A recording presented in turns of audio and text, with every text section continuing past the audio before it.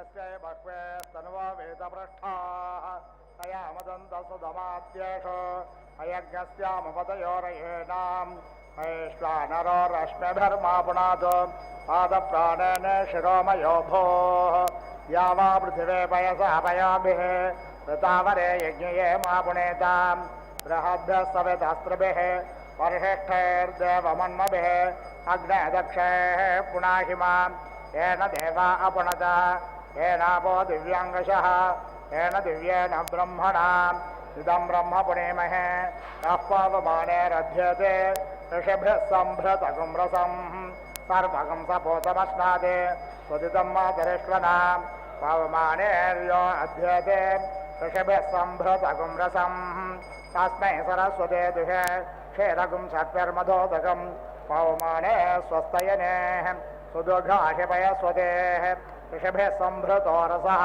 ब्राह्मणे स्वमृतकं हितं पवमानेर्दिशन्तु नः इमल्लोकमुथो अमुं कामान् समर्धयन्तु नः देवैर्देवैः समाभृताः पवमाने स्वस्तयनेः सुदुर्घाशिघृतस्तुतः ऋषिभिः सम्भृतो रसः ब्राह्मणे स्वमृतकं हितं येन देवा पवित्रेण आत्मानं पुनदे सदा तेन सहस्रधारेण पावमान्य पुनन्तु मां राजापत्यं पवित्रं ततोऽद्यामगं हिरण्मयं तेन ब्रह्मविदोपयं भूतं ब्रह्म पुणेमहे इन्द्रसुनेते सहमा पुनातो सोमस्वस्त्यावरुणः समीच्य यवो राजा प्रभृताभिपुणातमा जातवेदामोर्जयन्त्या पुनातो भोर्भवस्वः तच्छंयोरावृणेमहे गातुं यज्ञाय गातुं यज्ञपतये देवे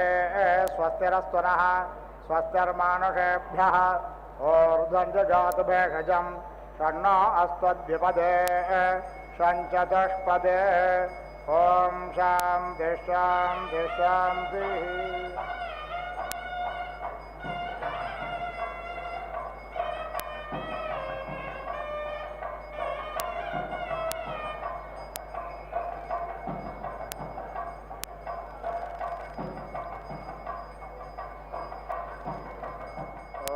विश्वप्रिये स्वादुना देव्रान् देव्रेणामृता ममृतेन मधुमते मधुमता ಕಲ್ಯಾಣೋತ್ಸವ ಕಾರ್ಯಕ್ರಮ ತಿರುಚಾನೂರಿನಿಂದ ಪ್ರತ್ಯಕ್ಷ ಪ್ರಸಾರವನ್ನು ನಾವೆಲ್ಲರೂ ಕೂಡ ವೀಕ್ಷಿಸ್ತಾ ಇದ್ದೇವೆ. ಆತ್ಮೀಯ ವೀಕ್ಷಕರೇ, ಈ ಮಂಗಳಕರವಾಗಿರತಕ್ಕಂತಹ ಪದ್ಮಾವತಿ ಅಮ್ಮನವರ ಕಲ್ಯಾಣೋತ್ಸವ ಕಾರ್ಯಕ್ರಮವನ್ನು ನೋಡುವ ಭಾಗ್ಯ ಶ್ರೀ ವೆಂಕಟೇಶ್ವರ ಭಕ್ತಿ ವಾಹಿನಿಯವರು ಬಹಳ ಸೌಹಾರ್ದತೆಯಿಂದ ನಮ್ಮೆಲ್ಲರಿಗೂ ಕೂಡ ಕಲ್ಪಿಸಿಕೊಟ್ಟಿದ್ದಾರೆ.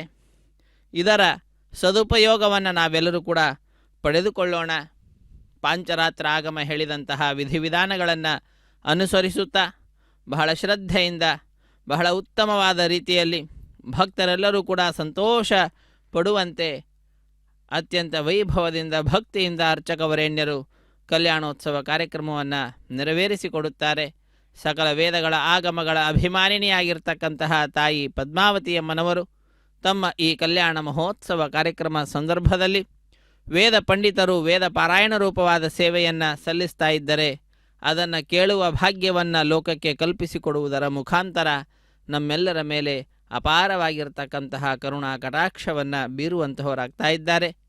ಅಷ್ಟೇ ಅಲ್ಲ, ಸಕಲ ವೇದಗಳ ಪ್ರತಿಯೊಂದು ಅಕ್ಷರ ಸ್ವರ ಎಲ್ಲದರಲ್ಲಿಯೂ ಕೂಡ ಸರ್ವೋತ್ತಮನಾಗಿ ಪ್ರತಿಪಾದ್ಯನಾದಂಥವನು ಶ್ರೀನಿವಾಸನಾದರೆ ಆ ಎಲ್ಲ ವೇದ ಮಂತ್ರಗಳ ಎಲ್ಲ ಸ್ವರಗಳಿಗೂ ಕೂಡ ಅಭಿಮಾನಿನಿಯಾಗಿ ವಿರಾಜಿಸುವಂಥವಳು ತಾಯಿ ಪದ್ಮಾವತಿಯಮ್ಮನವರು ಲಕ್ಷ್ಮೀ ಸ್ವರೂಪ.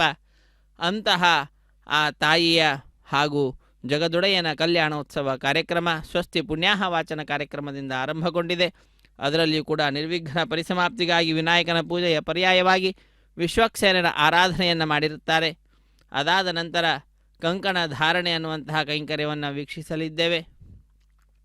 ಅದಾದ ನಂತರ ಸ್ವಾಮಿಗೆ ಯಜ್ಞೋಪವೀತವನ್ನು ಸಮರ್ಪಣೆ ಮಾಡ್ತಾರೆ. ಸ್ವಾಮಿಯ ಬಲಗೈಗೆ ಕಂಕಣವನ್ನು ಕಟ್ಟುವಂತಹದ್ದು, ಪದ್ಮಾವತಿ ಅಮ್ಮನವರ ಎಡಗೈಗೆ ಕಂಕಣವನ್ನು ಕಟ್ಟುವಂತಹ ದೃಶ್ಯ, ಅದೆಲ್ಲವನ್ನು ಕೂಡ ವೀಕ್ಷಿಸಲಿದ್ದೇವೆ. ಅದಾದ ನಂತರ ಕನ್ಯಾದಾನ ಕೈಂಕರ್ಯ, ಸ್ವಾಮಿಗೂ ತಾಯಿಗೂ ಸೇರುವಂತೆ ಉದ್ದವಾದಂತಹ ಪುಷ್ಪಮಾಲೆಯನ್ನು ಸಮರ್ಪಣೆ ಮಾಡಿ ಮಧ್ಯದಲ್ಲಿ ತೆಂಗಿನಕಾಯನ್ನಿರಿಸಿ ಕೈಯಲ್ಲಿ ಮಂತ್ರಾಕ್ಷತೆಯನ್ನು ಹಿಡಿದು ಮಂತ್ರಗಳನ್ನು ಉಚ್ಚರಿಸಿ ಕ್ಷೀರದಿಂದ ಅಭಿಷೇಕವನ್ನು ಆಚರಿಸಿ ನಂತರ ಆ ಮಂತ್ರಾಕ್ಷತೆಯನ್ನು ಸ್ವಾಮಿಗೆ ಅರ್ಪಿಸುತ್ತಾರೆ. ಪುಷ್ಪ ಮಾಲೆಯನ್ನು ತಾಯಿಗೆ ಅರ್ಪಿಸುವಂತಹದ್ದು ತಾಯಿಯ ಸಿಂಹಾಸನಕ್ಕೆ. ಅದಾದ ನಂತರ ಅಗ್ನಿ ಪ್ರತಿಷ್ಠೆಯನ್ನು ಮಾಡಿ ಮಂಗಳಕರವಾದ ಮಾಂಗಲ್ಯ ಪೂಜೆಯನ್ನು ಕೈಗೊಂಡು ಆ ಸ್ವಾಮಿಯ ಕೈಯನ್ನು ಮುಟ್ಟಿಸಿ ಪದ್ಮಾವತಿ ಅಮ್ಮನವರ ಕೊರಳಿಗೆ ಮಾಂಗಲ್ಯ ಧಾರಣೆಯನ್ನು ಕೂಡ ಮಾಡಿ ಅತ್ಯಂತ ಉತ್ತಮವಾದಂತಹ ಈ ಕಲ್ಯಾಣೋತ್ಸವ ಕಾರ್ಯಕ್ರಮವನ್ನು ಪೂರ್ಣಗೊಳಿಸುತ್ತಾರೆ.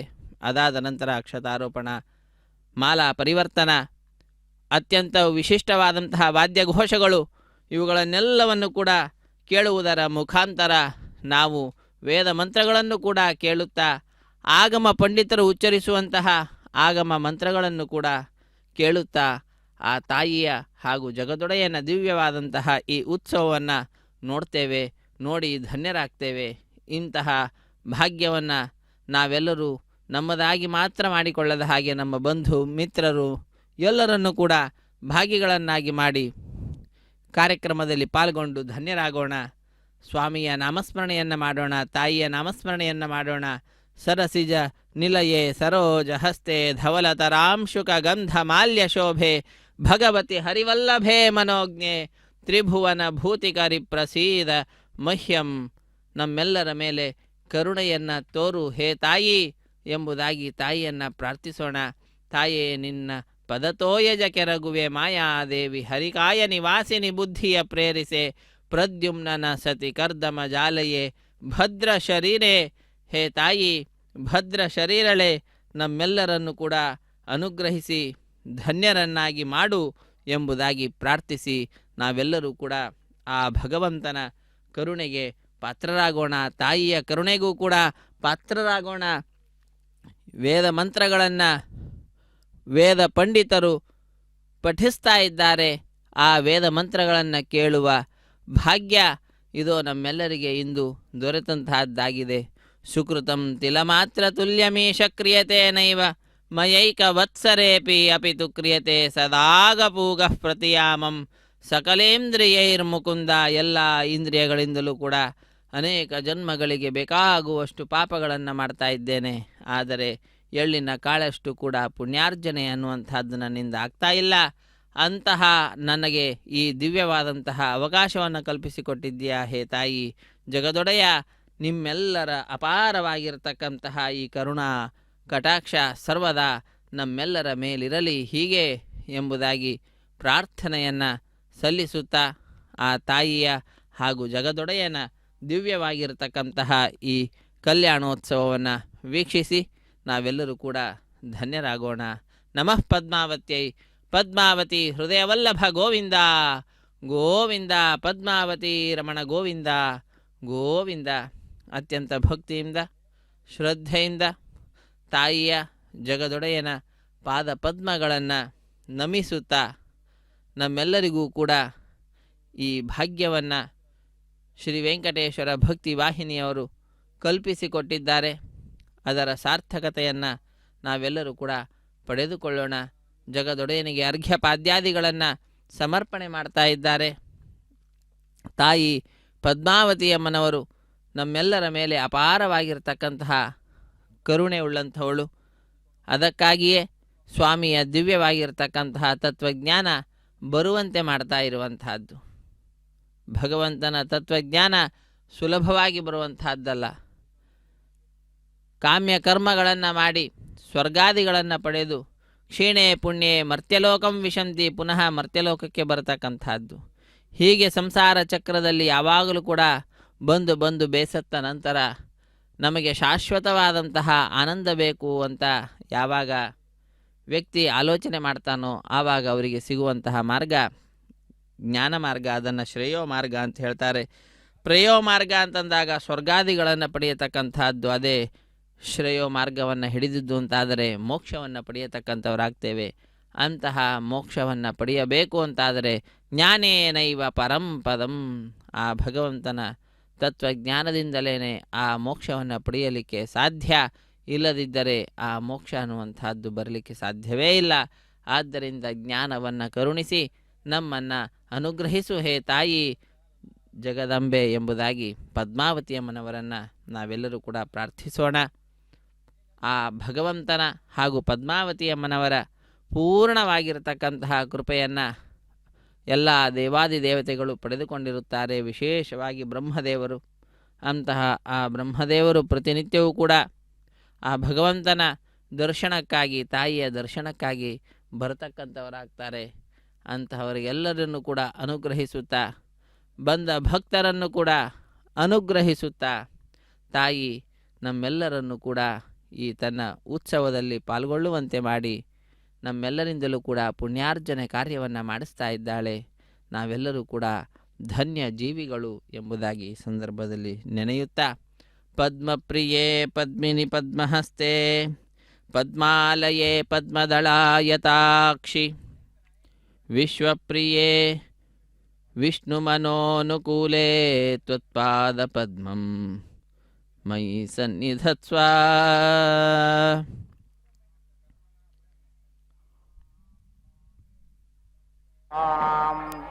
ದಕ್ಷಿಣಾ ಶ್ರದ್ಧಾಮಾಪ್ನೋತಿ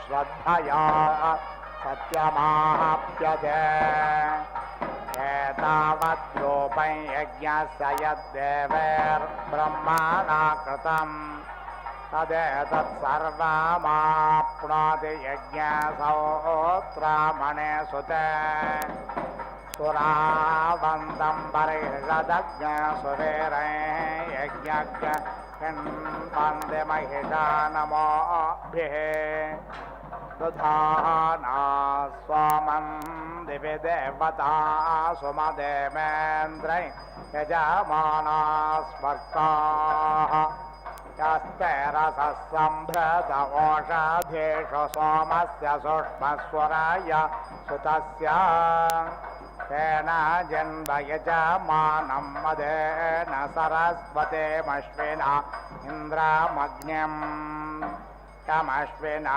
ನಮೋ ಜರಾಸುರಾದಧಿ ಸರಸ್ವತ್ಯಸೋ ನೋದಿಂದ್ರಿಯಾಯ ಇಮಂತಜ್ಞ ಶುಕ್ರಂ ಮಧುಮಂತಮೆಂದುಜ್ಞ ಸೋಮಜ್ಞ ರಾಜಾನಮಿಹ ಭಕ್ಷಯಾಮಿ ಯದತ್ರ ರಿಪ್ತಗ್ರಸಿನ ಸ್ತುತಸ್ಯ ಯದಿಂದ್ರ ಅಪೇ ಬಚ್ಛಜೇಭಿ ಅಹಂ ತದಸ್ಯ ಮನಸಾ ಶಿವೇನ ಸೋಮಜ್ಞ ರಾಜಾನಮಿಹ ಭಕ್ಷಯಾಮಿ पितृभ्यः स्वधायेभ्यः स्वधा नमः पितामहेभ्यः स्वधायेभ्यः स्वधा नमः प्रपेतामहेभ्यः स्वधायेभ्यः स्वधा नमः अक्षं पितरो मे मदन्त पितरो ते द्रवन्त पितराः पितरशुं दध्वम् पुनन्तु मा देवजनाः पुनन्तु मनसा धियाः पुनन्तु विश्वा भूतानि जातवेदः पुनेहि मा पवित्रेण पुनेहि मा शुक्रेण देवदेद्यात् अग्ने क्रत्वा क्रतो जरणं तत् पवित्रमक्षिष्यग्ने ब्रह्मतेन पुनेमहे उभाभ्यां देवसवितः पवित्रेण सवेन च मां पुनेः विश्वतः ऐश्वदेवे पुनते देव्यागात्यस्यामिमा भक्त्या तन्वो वेदपृष्ठाः तया मदन्तस्वधमा देशभयज्ञस्याम पदायोरयेण माना समानसः पितरो यमराज्ये तेषां लोकस्वधा नमो यज्ञो देवेषो कल्पताम् समाना समानसो जीवा जीवेषु मामकाः तेषाग्नश्रेर्मये कल्पतामस्मिन् लोके शतज्ञसमाः द्वे श्रुते आषणवं पितॄणामहं देवानामुतमर्त्यानां ताभ्यामिदं विश्वमेधत्समेति यदुन्दर पितरं मातरं च इदग्न हविः प्रजननं मे अस्तु दशाभिरग्न सर्वगणज्ञ स्वस्तये आत्मसने प्रजासने पशुशने लोकशन्याभयशने अग्निः प्रजां बाहुलां मे करोत्वन्नं पयोरेतो अस्मासु धत्ता उदेरदामवार उत्परा सवन्मध्यमा पितरः सोम्यासाः असूय इयोरावृकार तज्ञास्तेनो वन्द पितरो वेषो त्वग्सोमप्रचेकितो मनीषा त्वग्रज्येष्ठमनो नेषपन्थाम् तव प्रणेते पितरो न इन्दो देवेषु रत्नमभजन्त धीराः त्वया हि न पितरस्त्वमपूर्वे कर्माणि चक्रुः पावमान धीराः पन्वन्नवातः परिधेर्गरपोर्णवीरेभिः तश्वैर्मघवा भवानः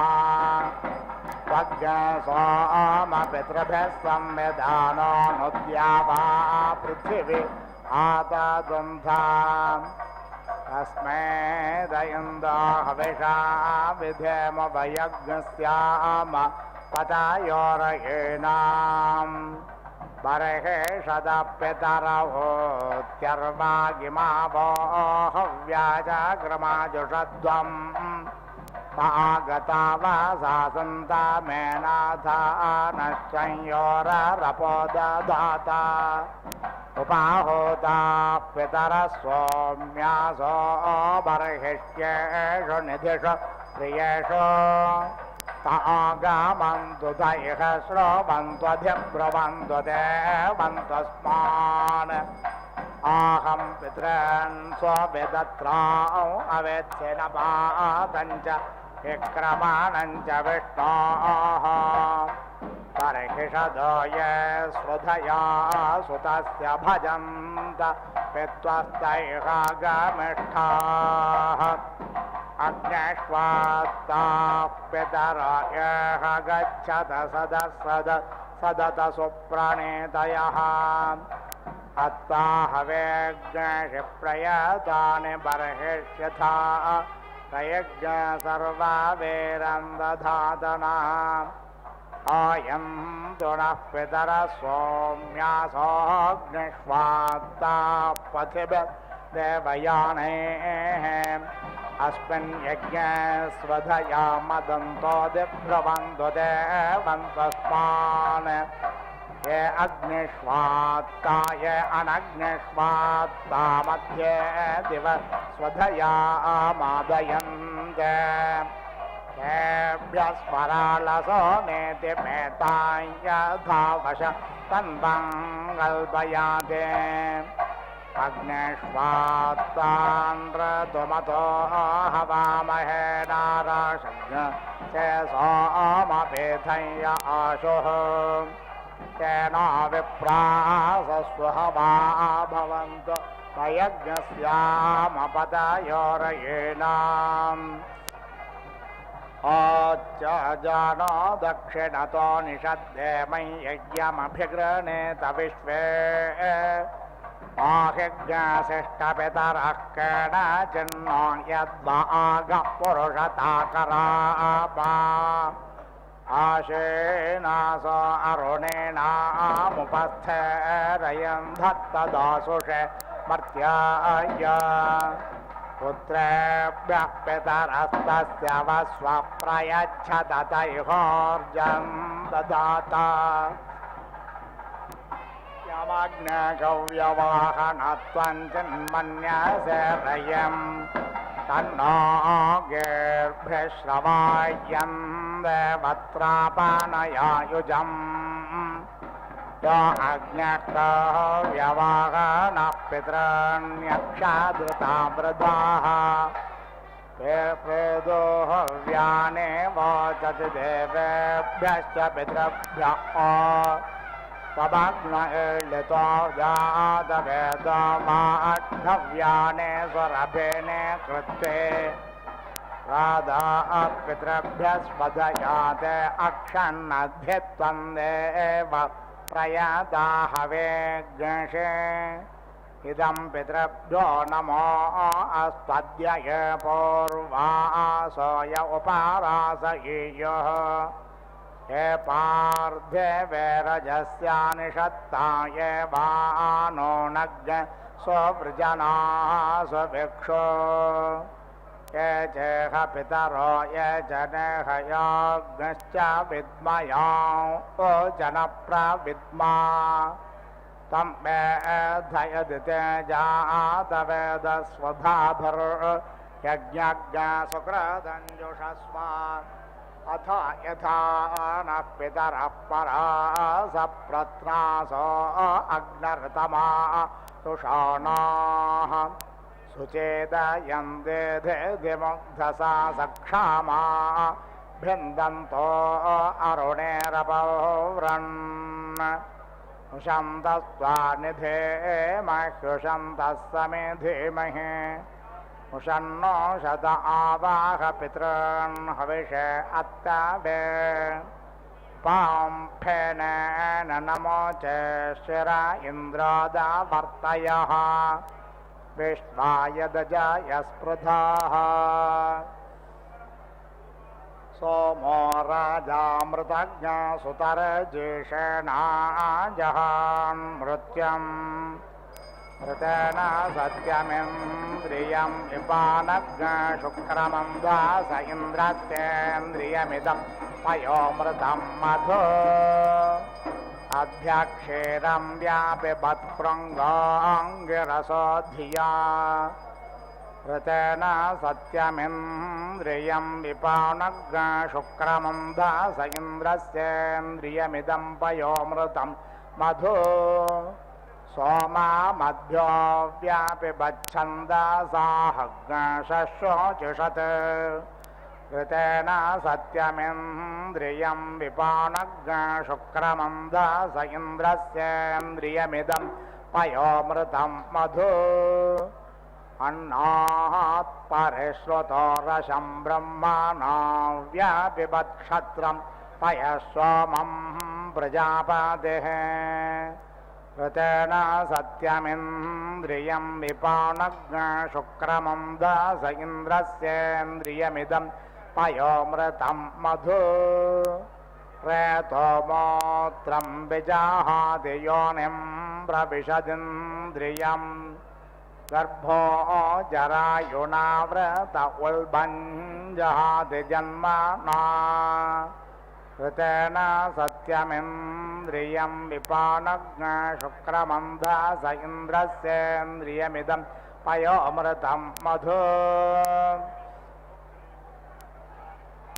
दृष्ट्वा रूपे व्याकरोत्सत्यानृत प्रजापतिः अश्रद्धामनृते दधाच्छ्रद्धाग्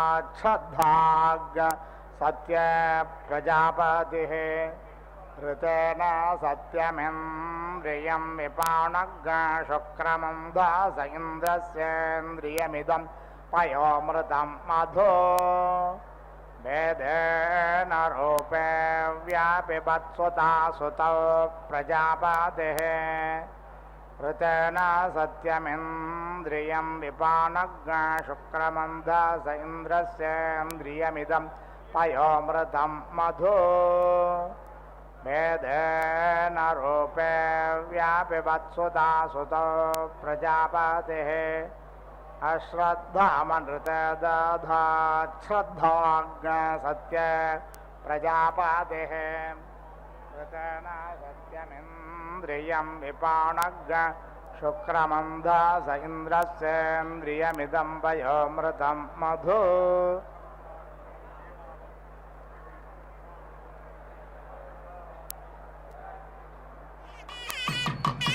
Baba ऋतोरशग् शुक्रेण शुक्रं व्यापि बत्पयः सोमं प्रजापतिः ऋतेन सत्यमिन्द्रियं विपाणग् शुक्रमन्धास इन्द्रस्येन्द्रियमिदं पयोमृतं मधु शीशेन तन्त्रं मनसा मनीषिण ऊर्णाश्रोत्रेण कवयो वयन्ते अश्विना यज्ञज्ञ साविता सरस्वतेन्द्रस्य रूपं करोणोऽभिषज्यन् तदस्य रूपममृतज्ञ सचेभ्यस्तिस्रोदधुर्देवताः सज्ञः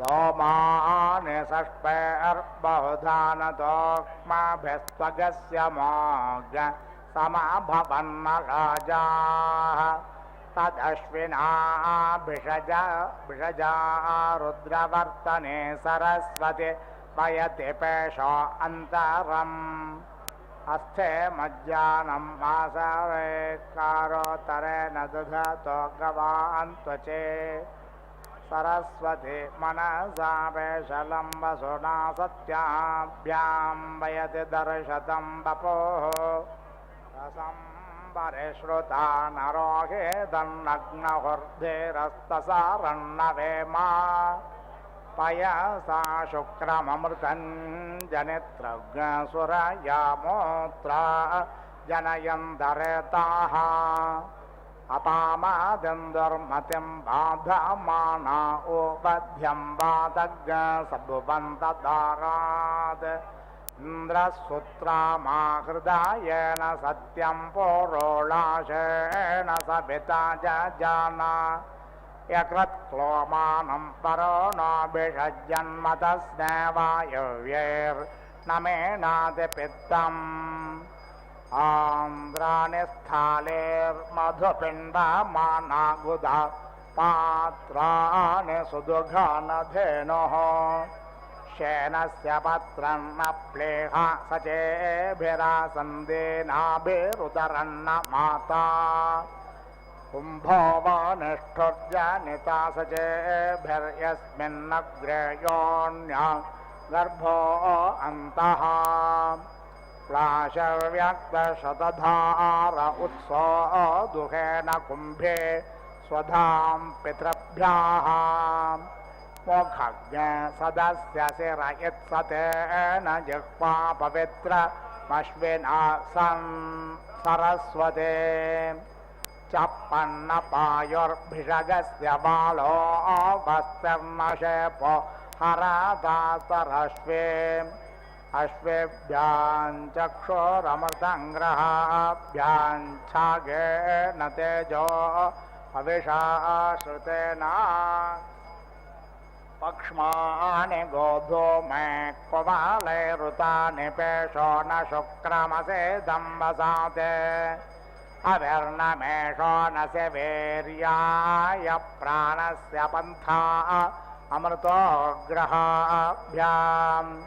सरस्वत्युपवागैर्व्यानन्नस्यानि बर्हिर्बजारैर्जजाना इन्द्रस्य रूपज्ञशतमानमायुश्चन्द्र ज्योतिरमृत दधानाः सरस्वती योऽन्यां गर्भमन्तरश्वेभ्यां पत्नी सुकृतं बिभर्ते अपाग्रशेन वरुणो नशाम्नेन्द्रज्ञश्रिये जनयन्नप्सुराजाः तेजः पशूनाग्हविरिन्द्रियावत्परिश्रुता पयसा सारघं मधो अश्वेभ्यां दुग्धं विषजा सरस्वत्या सुता सुताभ्यामृतस्वम इन्दोः क्षत्रस्य नाभिरसे क्षत्रस्य योनिरसे मात्वाहिज्ञसेन्मामाहिज्ञसेः निशासादधृतौ रातो मरोणपुत्स्या स्वा साम्राज्याय शुक्रतोः अभिभोरश्च यानामेतास्ते पञ्चदिशः कल्पन्ताम् ब्रह्मज्ञस्त्वं ब्रह्मासे सवितासे सत्यप्रसवो परो नोऽसि सत्यौजाः इन्द्रोऽसि विशौजा रुद्रोऽसि सुषेवाः प्रियङ्करश्रेयस्कर भूयस्कर इन्द्रस्य वज्रोऽसि तेन मेरुध्या अग्निः पृथुर्धर्मानस्पतिर्योषाणो अग्निः पृथुर्धर्मानस्पतेः आद्यस्य हविषो वेदु स्वाहा स्वाहा कृता सूर्यस्य रश्म्यभर्यतद्भग्नास जाताना मध्यमेष्ठ्याय क्षत्रस्य योनिरसे क्षत्रस्य योनिरसे मा त्वाहिज्ञासेन्ममाहिज्ञासे निशासादधृतौ रातो वरुणपुत्स्या स्वा साम्राज्याय शुक्रतोः मृत्योः पाहि विद्योत् पाहि देवस्य त्वा सवितुः प्रसादेष्विनार्बाहुभ्यां वोष्णाहस्ताभ्यां सरस्वत्यै वाचो यन्त्रेणाग्ने साम्राज्येनाभिषिञ्चामि देवस्य त्वा सवितुः प्रसादेष्विनार्बाहुभ्यां वोष्णाहस्ताभ्याम् अश्विनोर्भैषज्येन तेजस ब्रह्मवर्चसा याभिषिञ्चामि सरस्वत्यै भैषज्येन वीर्यायान्नाभ्याय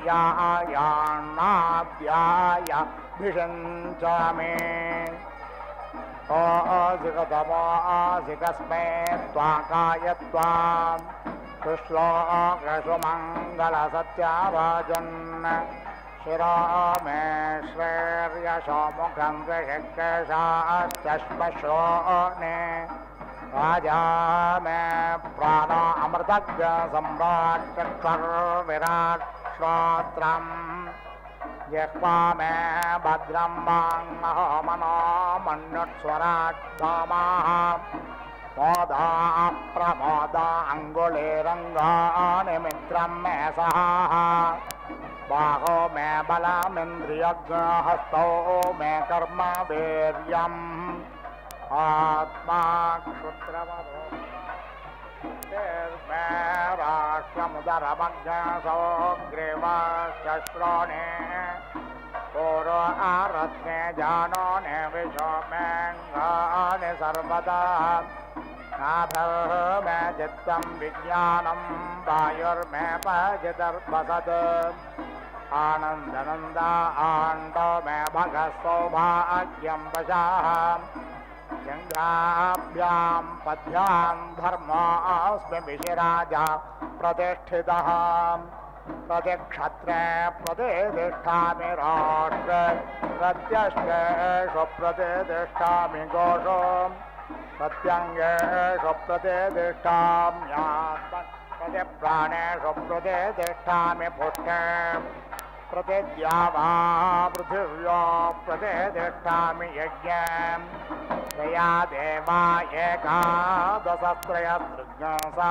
सुरादसः बृहस्पते पुरोहिता देवस्य सवितुस्सवे देवा देवैरवन्तु महा प्रथमा द्वितीया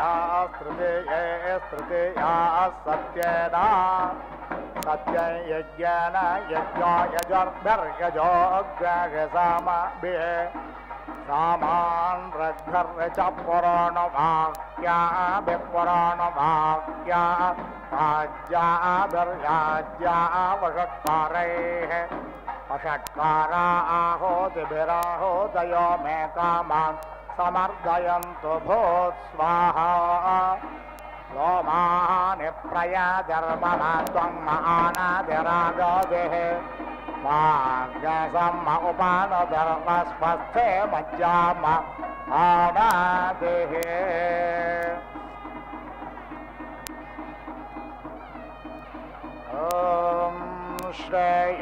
वसीय आयुत्सम्भूतं भूतं चित्रकेतप्रमाणाभान् सम्भान् ज्योतिष्मागस्तेजस्वानाथमग्रस्तपन्नमितपन्न रोचनो रोचमान शोभन शोभमान कल्याणः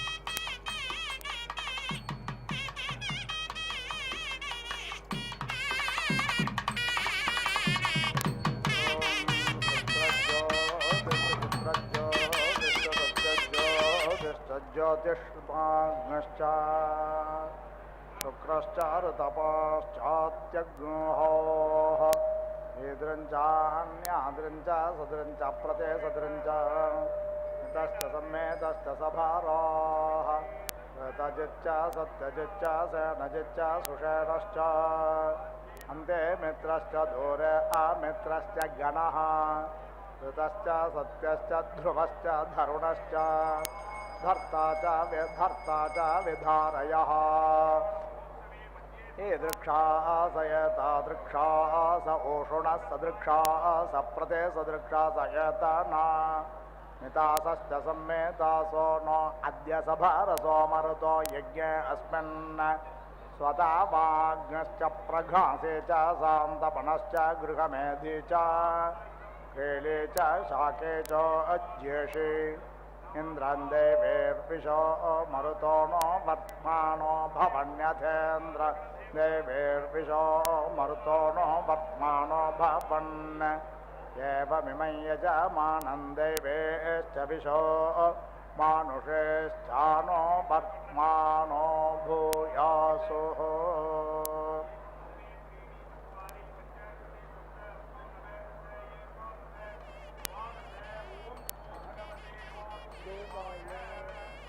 ಓಂ ಪೂರ್ಣಾಹುತಿಮುತ್ತಮಾಂ ಜುಹೋತಿ ಸರ್ವಂ ವೈ ಪೂರ್ಣಾಹುತಿಃ ಸರ್ವಮೇವಾಪ್ನೋತಿ ಅಥೋ ಇಯಂ ವೈ ಪೂರ್ಣಾಹುತಿಃ ಅಸ್ಯಾಮೇವ ಪ್ರತಿಷ್ಠತಿ.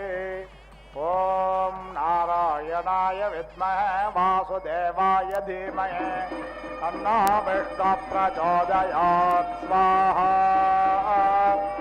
ಓಂ ಮಹಾದೇವ್ಯೈ ಚ ವಿದ್ಮಹೇ ವಿಷ್ಣುಪತ್ನ್ಯೈ ಚ ಧೀಮಹಿ ತನ್ನೋ ಲಕ್ಷ್ಮೀ ಪ್ರಚೋದಯಾತ್ ಸ್ವಾಹಾ.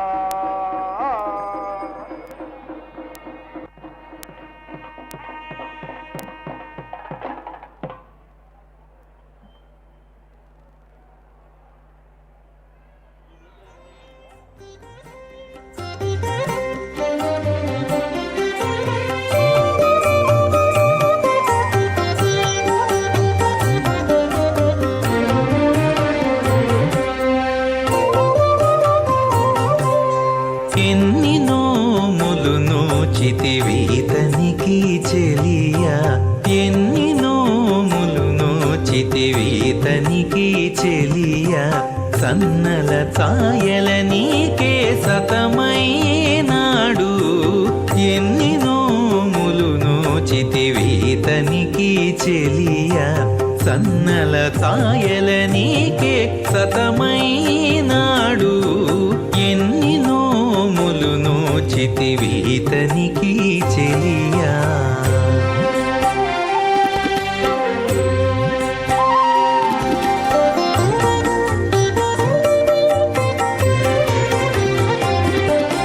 తరుణి నీ తలచిన తలపు నీడేరిని.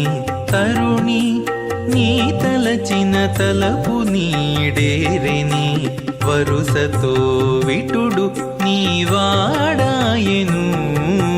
తరుణి నీ తలచిన తలపు నీడేరిని.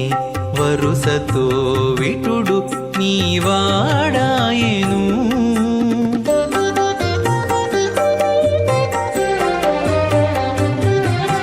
సిరుల నీ చనవులు చెల్లించుకొంటివే. సిరుల నీ చనవులు చెల్లించుకొంటివే. ఎరవులేక ఇతడు నీ ఇంటనే ఉన్నాడు. సిరుల నీ చనవులు చెల్లించుకొంటివే. ఎరవులేక ఇతడు నీ ఇంటనే ఉన్నాడు. ఎన్ని నోములు నోచితివీతనికి చెలియా సన్నల ఛాయల నీకే సతమైనాడు. ఎన్ని నోములు నోచితివీతనికి చెలియా.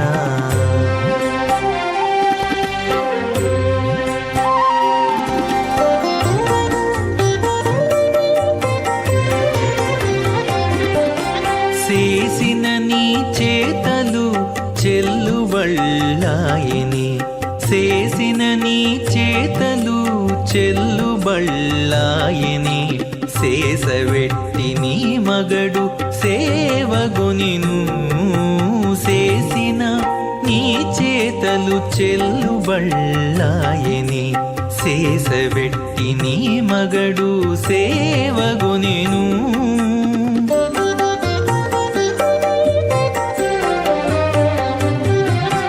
వాసితో నీ వలచిన వలపూరతికెక్కెనే వాసితో నీ వలచిన వలపూరతికెక్కెనే